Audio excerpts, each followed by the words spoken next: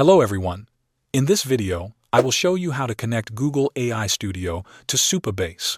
First, we need to get the connection details from your Supabase project. Open your Supabase dashboard and go to your project settings. Here, you will find the project URL.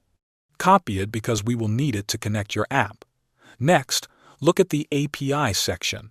You can copy the anon key if you are connecting from a client-side app. If you want a secure server-side connection, use the service role secret instead. Now that we have the credentials, we can set up the connection in Google AI Studio. Open your AI Studio project.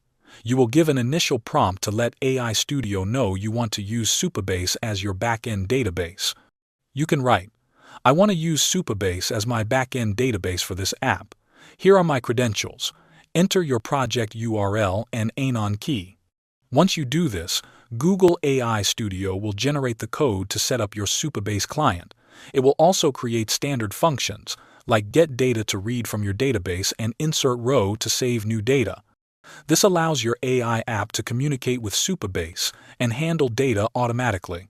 After setting this up, test your app.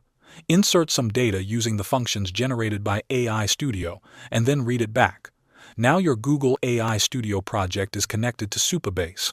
Thanks for watching.